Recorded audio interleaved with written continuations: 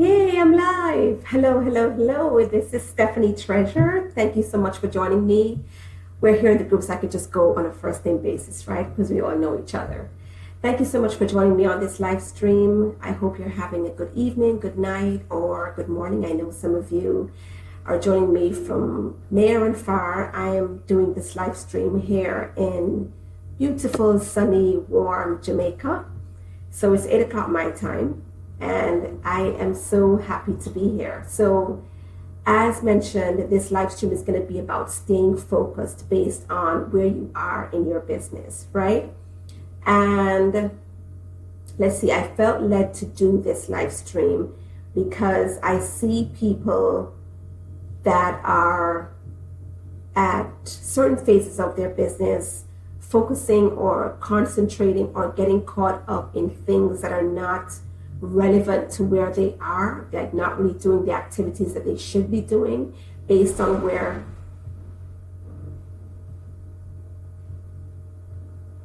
okay, I just heard a really loud sound. I'm right by the window and I heard a really loud, frightening sound. I'll have to go check that out after this live stream. So sorry about that. But we're live, right? So that's what happens when you're live, all kinds of things. Okay, so I see people doing certain kinds of marketing or focusing on things that are not really key to their business growth based on where I know that they are. So I really wanted to kind of just check in with you and just kind of do a back to basics marketing type of video that will hopefully shed some clarity on what you should be focusing on and kind of bring you back to basics, bring you back centered, get you centered again on what you should be doing to get to that next level of your business, right? So I made some notes. I'm going to be looking at my screen here to grab my notes. Let's see. Okay, great. So basically, there are 4 stages of business, right? Startup phase, growth or survival phase, your expansion phase, and your maturity phase, right? So in the startup phase, this is where you are establishing your presence. You've probably, at this point would be setting up a website. If you're starting with all your ducks in a row, not everybody has to start this way. Not everybody starts this way. But if you are starting up and you really want to hit the ground running, starting off, in the scheme of things, going in the order of things, right? Most likely you're going to establish your website, you're going to establish your social media profiles, start doing some writing on a blog that you may have attached to your website and things like that. And in this phase, what is key to your growth here is going after the low-hanging fruit, right? So if you were in corporate and the business that you've started is related to what you were doing in corporate, you may want to, at this stage, check in with some of the people that you were working with before to see if they could use your business on a consultancy retainer type basis, right? That would be a low-hanging fruit to go after because there's already some familiarity. Another low-hanging fruit to go after is referrals. Reaching out to the people in your circle of influence, your friends, family, current or past or previous colleagues, acquaintances, friends of friends, and asking for referrals. Even the persons that you worked with in corporate, asking them who they know that may be interested in your business, right? So in this phase, you want to start getting clients as soon as possible in some of the most likely and easiest places, right? So this is what you should be focusing on in your startup phase. And definitely you want to be working with private, if you have a dream of, say, leveraging your business and running group programs, as I'm sure we all have that dream, right? We see other people doing it and we're like, oh, easy, I can, teach or share my expertise one to many and have more people paying me and make more money. So it makes sense, but it may not be right for you in the startup phase, because usually to launch a group coaching program or some kind of leverage program, you need to have an email list or an established group of people to whom you can launch this program and have them buy into it to make it even worth it for you to put it together, right? So you have to really be careful that in the startup phase, what you're focusing on here is getting private clients and establishing your baseline income, right? You want to establish a monthly income that's close to or even above what you were earning when you were working in a 9 to 5. So your first priority is replacing that income and building upon it in the startup phase. So that's why I said that the most logical thing for you to do here is to reach out to the low-hanging fruit to get your initial clients on. Now your growth stage, right, which is stage number 2, which is not too far in terms of the activities that you should be focusing on, not too far from the startup phase. In the growth phase, you still want to be going after your working with private clients, because you may not have really replaced your baseline income or surpassed it as yet.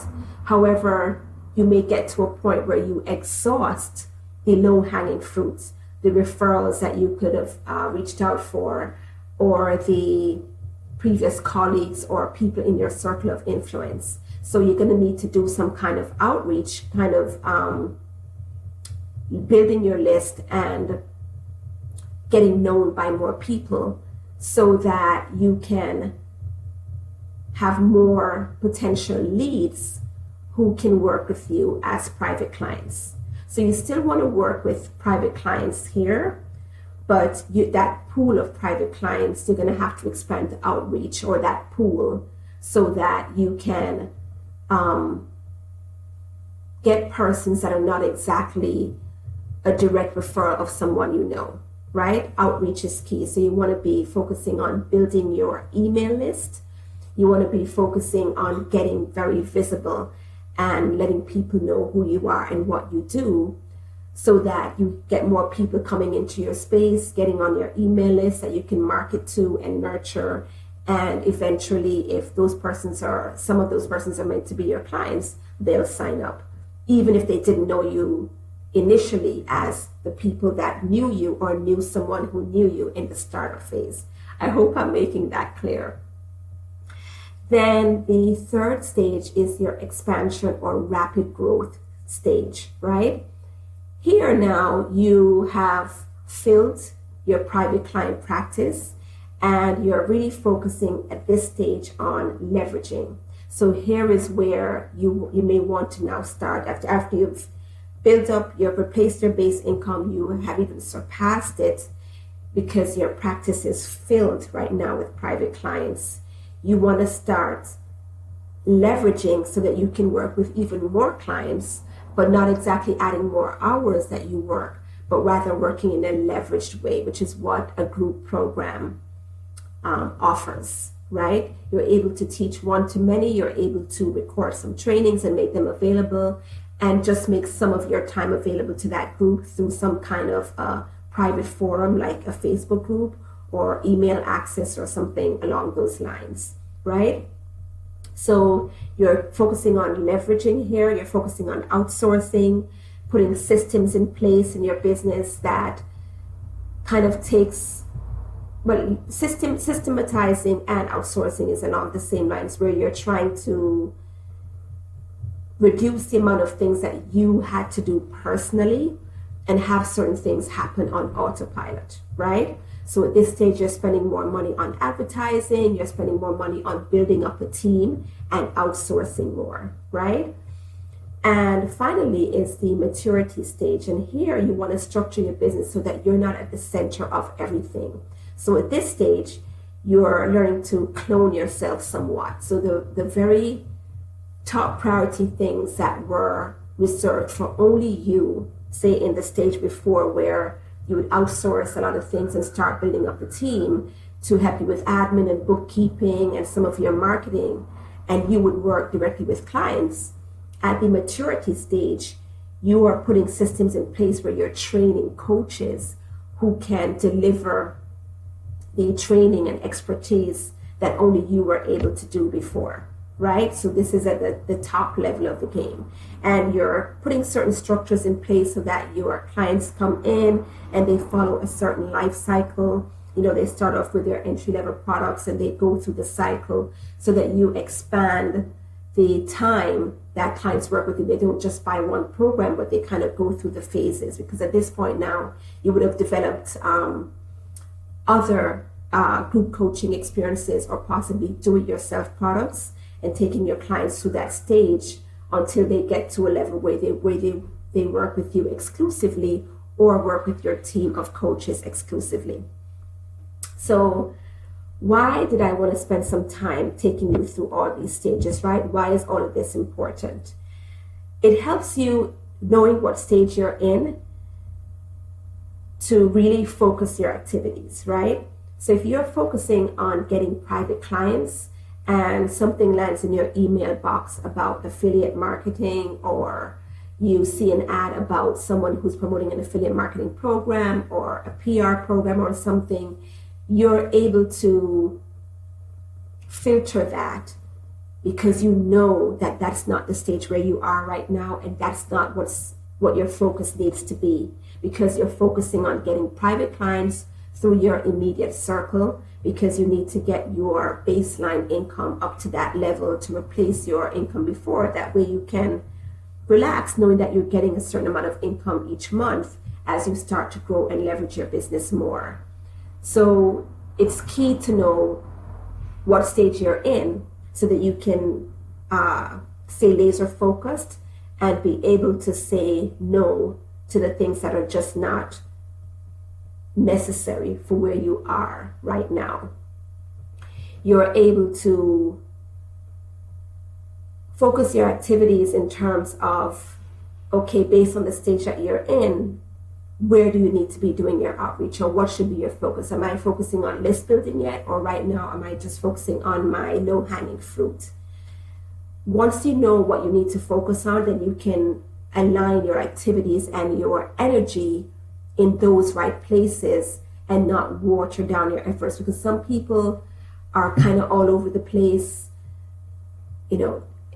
dabbling in Facebook ads, even though they don't have an expense budget for Facebook ads, dabbling in affiliate marketing, dabbling in social media marketing, neglecting their circle of influence, the low-hanging fruit, not even paying attention to the fact that they can tap into that resource because they see other people doing all kinds of other things, not even sure where that person is in their stage of business. Some of the marketing that you see people doing that they're getting results with is because they're at that stage where they can do that kind of marketing.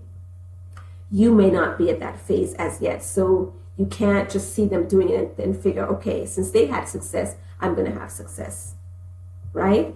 So I went over all those stages to really get you focused on, or at least doing an audit of where you could be in your business right now and seeing what fits for that point to get you to your next level, right? Because you can't rush the stages. You can't go from startup phase to, say, leveraging phase, which is launching out with your group programs, building a team, spending tons of money on advertising, because you don't have the capital to do that yet, because you haven't even replaced your 9-to-5 income, or you're not making consistent income. So you may replace your income one month and then the next month you're below that because you didn't plan on, okay, what do I do after my time runs out with a specific client or with these clients? And you haven't been consistently marketing, and then you find yourself in a famine stage where you have no clients, no business, and hardly any income coming in. So I hope this makes sense, and if you have any questions, go ahead and ask them in the comments below. But I wanted to expand on that to let you know that I would like to extend an invitation to you.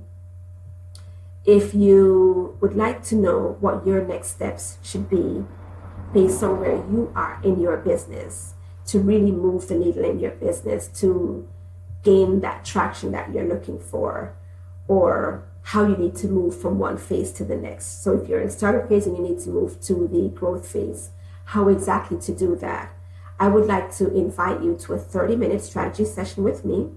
I mostly call these my marketing breakthrough sessions because 9 times out of 10 when I speak with persons in these sessions, they get a breakthrough, something that they didn't think of before. Because sometimes when you're in the trenches of your business, you don't see the blind spots, right? And it takes someone else from the outside looking in, especially someone with experience, to point that out for you and to have you see the light, as it were. So that's my genius, and marketing is my passion. And I'd love to help you to uncover your blind spot and map out your next level growth, right? So if this sounds like something that you need, I'd like you to go ahead and click the link that you see on this post. It's a bit.ly link, bit.ly/marketing, where the marketing breakthrough is abbreviated there. But go ahead and click the link that's associated with this live stream, and you can book some time to speak with me. Then it's a 30-minute session, and as I said, we'll look at your business and see what your next step should be to get you to the next phase of your business life cycle, right? And that's it for now. I hope you have a wonderful evening. I hope you enjoy this live stream, and I do look forward to speaking with you on the call. Take care.